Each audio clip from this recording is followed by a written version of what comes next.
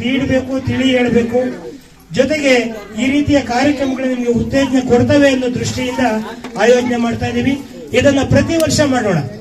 ಪ್ರತಿ ವರ್ಷ ಈಗಾಗಲೇ ಸುಬ್ರಹ್ಮಣ್ಯ ಸ್ವಾಮಿ ಅವರು ಘೋಷಣೆ ಮಾಡಿಬಿಟ್ಟಿದ್ದಾರೆ, ಪ್ರತಿ ವರ್ಷ ನೆಕ್ಸ್ಟ್ ಇಯರ್ ಇನ್ನೂ ಚೆನ್ನಾಗಿ ಬರಬೇಕು. ಇದಾದ್ಮೇಲೆ ಇನ್ನೂ ಒಂದು ಖುಷಿ ವಿಚಾರ, ಇನ್ನು 1 ಅಥವಾ 2 ತಿಂಗಳಲ್ಲಿ ಶಿರಾದಲ್ಲಿ ಒಂದು ಕಾರ್ಯಕ್ರಮ ಮಾಡ್ತೇವೆ. ಅವತ್ತು ನೀವೆಲ್ಲ ಬರಬೇಕು. ಒಂದು ಬಸ್ ಕಳಿಸ್ಕೊಡ್ತೇವೆ, 50-100 ಜನ ಹೆಣ್ಣು ಮಕ್ಳು ಎಲ್ಲರೂ ಬರಬೇಕು.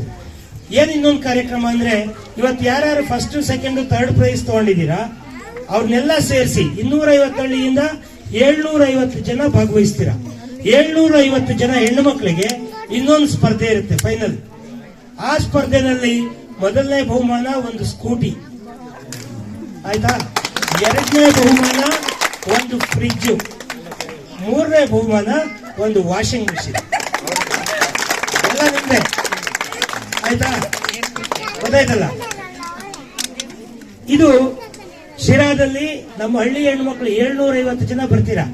750 ಜನಕ್ಕೂ ನಾನೇ ಕಟ್ಸಿರೋ ಸರ್ಕಾರಿ ಶಾಲೆ ಇದೆ. ಅದ್ರ ಮುಂದೆ 3 ಎಕರೆ ಜಾಗ ಇದೆ. ಆ 3 ಎಕರೆ ಜಾಗದಲ್ಲಿ ನಿಮ್ಗೆ ಇನ್ನೂ ಅಚ್ಚುಕಟ್ಟಾಗಿ ವ್ಯವಸ್ಥೆ ಮಾಡಿಕೊಡೋಣ.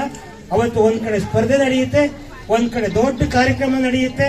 ನೀವು ಯಾರ್ಯಾರು ಸೀರಿಯಲ್ ನಟಿಯರನ್ನ ನೋಡ್ಬೇಕು, ಸಿನಿಮಾ ಆಕ್ಟರ್ಗಳು ನೋಡ್ಬೇಕು, ಅವ್ರನ್ನೆಲ್ಲ ಕರೆಸ್ತೀನಿ ಅವತ್ತು ಶಿರಾಗಿ. ಆಗ್ಬೋದಲ್ಲ? ನಮ್ಮ ರಾಷ್ಟ್ರೀಯ ನನಗೆ ಯಾರ್ಯಾರು ನನ್ನ MSc ಟರ್ಮ್, ನಾನು ಶಾಸಕ ಆಗಿರೋದು ಇನ್ನ, MLC ಆಗಿರೋದು ಇನ್ನು 9 ತಿಂಗಳು ಮಾತ್ರ ಇದೆ. 6 ವರ್ಷ ಮುಗಿಸ್ತಾ ಇದ್ದೇನೆ. ಆ ಸಂದರ್ಭದಲ್ಲಿ ಈಗಾಗಲೇ ನಮ್ಮ ಅಭಿಮಾನಿಗಳೆಲ್ಲ ನಿರ್ಧಾರ ಮಾಡಿದ್ದಾರೆ, ಒಂದು ಅಭಿನಂದನಾ ಸಮಾರಂಭ, ಜೊತೆಗೆ ನನಗೆ ಯಾರ್ಯಾರು ಸಹಾಯ ಮಾಡಿದ್ರು ಅವ್ರಿಗೆ ಒಂದು ಸನ್ಮಾನ ಸಮಾರಂಭ ನನ್ನ ಕಡೆಯಿಂದ ಇಟ್ಕೊಂಡಿದ್ದೇನೆ. ಆ ಸಂದರ್ಭದಲ್ಲಿ ನಮ್ಮ ತಾಯಂದ್ರು ಬಂದು ಅಲ್ಲಿ ಹಳ್ಳಿ ಹೆಣ್ಣು ಮಕ್ಕಳು ಶಿರಾ ನಗರದಲ್ಲಿ ಶಿರಾದವ್ರಿಗೆ ರಂಗೋಲಿ ಹಾಕೋದು ಹೆಂಗೆ ಅಂತ ತೋರಿಸ್ಕೊಡ್ಬೇಕು, ಆಯ್ತಲ್ಲ? ಇದ್ರ ಜೊತೆಗೆ ಶಿರಾ ನಗರದಲ್ಲಿ ಒಂದೊಂದು ವಾರ್ಡ್ಗೆ ಈ ಕೆಲಸ ಮಾಡ್ತಾ ಇದೀವಿ. ಪ್ರತಿ ವಾರ್ಡಲ್ಲೂ 3 ಪ್ರೈಸು. ಈ ರೀತಿ ಸ್ಪರ್ಧೆ ಮಾಡೋಣ. ಯಾರು ಸ್ಕೂಟಿ ತಗೊಂಡ್ಬರ್ತೀರಾ ಶಿರಾಯಿಂದ, ಯಾರು ಗಾಡಿ ತಗೊಂಡು ಫ್ರಿಡ್ಜ್ ತಗೊಂಡ್ಬರ್ತೀರಾ, ಯಾರು ವಾಷಿಂಗ್ ಮಿಷಿನ್ ತಗೊಂಡ್ಬರ್ತೀರಾ, ಅದು ನಿಮಗ್ ಬಿಟ್ಟಿದ್ದು, ಹೌದಲ್ಲ? ಇದು ಮಾಡೋಣ. ನಿಮ್ಮೆಲ್ಲರ ಆಶೀರ್ವಾದ ನಮ್ಮೆಲ್ಲರ ಮೇಲಿರ್ಲಿ, ನನ್ನ ತಲೆ ಮೇಲೆ ಇಲ್ಲಿ. ಹೆಣ್ಮಕ್ಳ ಆಶೀರ್ವಾದ ಮಾಡಿದ್ರೆ ಒಳ್ಳೇದಾಗತ್ತೆ. ನಾನು ಹೇಳಿದ್ದೀನಿ ಈಗಾಗಲೇ, ಯಾವುದೇ ಕಾರಣಕ್ಕೂ ನಾನು ಊರಿಗೆ ದ್ರೋಹ ಮಾಡುವಂತ ಕೆಲಸವನ್ನ, ರಾಜ್ಕುಮಾರ್ ಹೇಳ್ತಿದ್ರಲ್ಲ, ಊರಿಗೆ ದ್ರೋಹ ಮಾಡಿ ನೀನ್ ಬದುಕಬೇಡ ಅಂತ. ಹಂಗಾಗಿ ನಾನು ಊರಿಗೆ ದ್ರೋಹ ಮಾಡಂಗಿದ್ದಿದ್ರೆ, ಅಥವಾ ಬೇರೆ ರಾಜಕಾರಣಿಗಳ ತರ ಸುಮ್ನೆ ಸಿಕ್ತವ್ರ ಹೆಗಲ ಕೈ ಹಾಕ್ಬಿಡೋದು, ಇನ್ನೇನ್ ಪ್ರೀತಿ ವಿಶ್ವಾಸ ಏನಿರುತ್ತೋ ಗೊತ್ತಿಲ್ಲ. ಅದಕ್ಕೆ ನಾನು ಹೇಳಿದ್ದೀನಿ, ಹೆಗಲ ಮೇಲೆ ಕೈ ಹಾಕಿ ನಾನು ಸಹಿ ಅನ್ಸ್ಕೊಳಲ್ಲಪ್ಪ. ಬೇಕಾದ್ರೆ ಹಳ್ಳಿ ಕಟ್ಟೆ ಮೇಲೆ ಕುತ್ಕೊಂಡು ಅವ್ರ ಮಕ್ಳ ಹೆಗಲ ಮೇಲೆ ಕೈ ಹಾಕ್ತೀನಿ ನಾನು. ಅವ್ರನ್ನ ಬೇಕಾದ್ರೆ ಕೈ ಹಿಡಿದು ಮುಂದಕ್ಕೆ ಕರ್ಕೊಂಡು ಹೋಗ್ತೀನಿ. ಇದು ನನ್ನ ತತ್ವ, ನನ್ನ ಸಿದ್ಧಾಂತ. ಹಾಗಾಗಿ ಇವೆಲ್ಲ ಬೂಟಾಟಿಕೆ ಆಗುತ್ತೆ, ಏನೋ ಸುಮ್ನೆ ಅಂದ್ಬಿಡೋದಲ್ಲ ಅಲ್ವಾ? ಅವೆಲ್ಲ ಕ್ಷಣಿಕ. ಈಗ ನಾನು ಹೇಳ್ತೀನಿ, ಯಾರಿಗೆ ತಾಕತ್ತಿದೆ? 1,500,000 ಜನ ಮಕ್ಕಳಿಗೆ ಶಿಕ್ಷಣ ಕೊಡೋದಕ್ಕೆ 30 ಕೋಟಿ ಖರ್ಚಾಗುತ್ತೆ. ನಾನು ಪ್ರಶ್ನೆ ಮಾಡ್ತಾ ಇದ್ದೀನಿ, ಈ ತಾಲೂಕಿನ ಯಾವ ರಾಜಕಾರಣಿ 1,500,000 ಜನಕ್ಕೆ ಶಿಕ್ಷಣ ಕೊಡುವಂತ ಕೆಲಸ ಮಾಡಿದ್ದಾನೆ? ಹೇಗೆ 250 ಹಳ್ಳಿನಲ್ಲೂ ಐಮಾಸ್ಕ್ ಹಾಕ್ಸ್ತಾ ಇದ್ದೀನಿ. ಈಗಾಗಲೇ 100 ಹಳ್ಳಿಗೆ ಬಂದಿದೆ, ಇನ್ನೊಂದು 150 ಹಳ್ಳಿಗೆ ಹಾಕೋದಿದೆ. 250 ಹಳ್ಳಿಗೂ ರಂಗೋಲಿ ಸ್ಪರ್ಧೆ ನಡೆಯುತ್ತೆ. ಯುವಕರು ಬೇಜಾರು ಮಾಡ್ಕೊಳ್ಳೋದು ಬೇಡ, ಗಣೇಶನ ಹಬ್ಬ ಮಾಡಿಸ್ತೀನಿ ನೆಕ್ಸ್ಟ್ ನಿಮ್ಗೆ, ಗೊತ್ತಾಯ್ತಲ್ಲ? ಯುವಕರಿಗೆ ನಿಮ್ಗೇನು ಆರ್ಕೆಸ್ಟ್ರಾ ಬೇಕಾ ಮಾಡೋಣ, ಅರ್ಥ ಆಯ್ತಲ್ಲ? ಮುಂದೆ ಆಯ್ತಲ್ಲ? ನೀವು ಕುಡಿಯೋದು ಬಿಡ್ತೀನಿ ಅಂದ್ರೆ ಕಬಡ್ಡಿ ಆಡ್ಸಲ್ಲ, ಕ್ರಿಕೆಟ್ ಆಡ್ಸಲ್ಲ, ಅರ್ಥ ಆಯ್ತಾ? ಇವೆಲ್ಲ ಕೂಡ ನಮಗ್ ಬೇಕಾಗಿರೋದು. ನಮ್ಗೆಲ್ಲರಿಗೂ ಗೊತ್ತು ನಾವು ಉದ್ಧಾರ ಆಗೋದು ಹೆಂಗೆ ಅಂತ.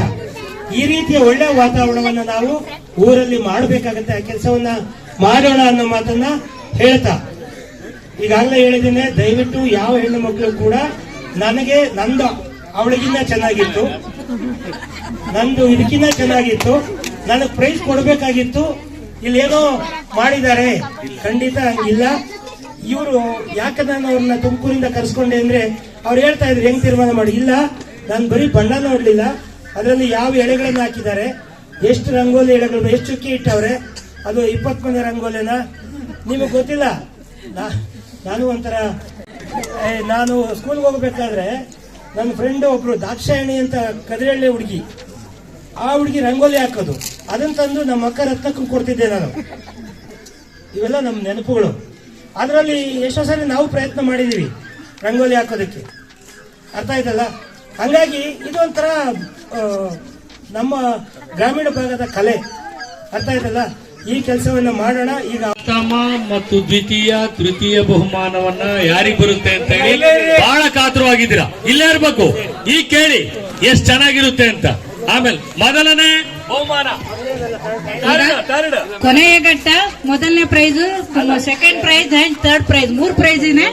ಈಗ ಥರ್ಡ್ ಪ್ರೈಸ್ ಕೂಗ್ತಾ ಇದ್ದೀನಿ. ನಂಬರ್ 77 ಅಂದ್ರೆ 77 ಲಕ್ಷ್ಮಮ್ಮ 77. ಈಗ ಎರಡನೇ ಪ್ರೈಸ್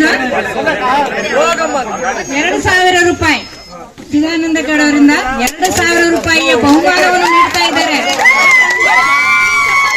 ಜೋರಾಗಿ ಚಪ್ಪಾಳೆ ತಟ್ಟಿ 2,000 ರೂಪಾಯಿಯನ್ನು ಕೊಡ್ತಾ ಇದ್ದಾರೆ. ಹಾಗೆಯೇ ದ್ವಿತೀಯ ಬಹುಮಾನ ನಂಬರ್ 55 ಮಹಾದೇವಮ್ಮ 3,000 ಪ್ರೈಸ್, 3,000 ಚಿದಾನಂದ ಅವರ ಕಡೆಯಿಂದ 3,000 ಕ್ಯಾಶ್ ಪ್ರೈಸ್ ಅನ್ನು ಕೊಡ್ತಾ ಇದ್ದಾರೆ. ಜೋರಾಗಿ ಚಪ್ಪಾಳೆಯನ್ನು ತಟ್ಟಿ, ಜೋರಾಗಿ ಚಪ್ಪಾಳೆ ತಟ್ಟಿ. ಈಗ ಎಲ್ಲರ ನಿರೀಕ್ಷೆಯಂತೆ ಮೊದಲನೆಯ ಬಹುಮಾನ 29 ನಂಬರ್ ಶೋಭಾ ಎಸ್. ಜೋರಾಗಿ ಚಪ್ಪಾಳೆ ತಟ್ಟಿ. ಇವರಿಗೆ 5,000 ಬಹುಮಾನವನ್ನು ಚಿದಾನಂದ ಅವರು ನೀಡ್ತಾ ಇದ್ದಾರೆ. 5,000 ಕ್ಯಾಶ್ ಬಹುಮಾನವನ್ನು ನೀಡ್ತಾ ಇದ್ದಾರೆ. ಜೋರಾಗಿ ಚಪ್ಪಾಳೆ ತಟ್ಟಿ. ಥ್ಯಾಂಕ್ ಯು ಎಲ್ಲರಿಗೂ, ಭಾಗವಹಿಸಿದ ಎಲ್ಲರಿಗೂ ಧನ್ಯವಾದಗಳು. Thank you. ಈಗ ಈ ಕಾರ್ಯಕ್ರಮ ಆಯೋಜನೆ ಮಾಡೋದಕ್ಕೆ ಬಹಳಷ್ಟು ಶ್ರಮ ಪಟ್ಟಂತ ಕುಮಾರ್ ಮಾಸ್ಟ್ರು, ಜಗದೀಶು, ಮೂರ್ತಿ, ನಮ್ಮ GN ಮೂರ್ತಿ, ಹಾಗೆ ನಮ್ಮ ಜಯರಾಮಣ್ಣ ಮೇಷ್ಟ್ರ ಮಗ ಮೂರ್ತಿ, ನಮ್ಮ ಪ್ರಸನ್ನ, ಇನ್ಯಾರು ಹಲವಾರು ಜನ ಎಲ್ಲರೂ ಕೂಡ ಅವ್ರ ಜೊತೆ ಕೆಲಸ ಮಾಡಿದವರು ಎಲ್ಲರಿಗೂ, ಭಾಗವಹಿಸಿದಂತ ಎಲ್ಲ ಸಹೋದರಿಯರಿಗೂ ಕೂಡ ಧನ್ಯವಾದಗಳು.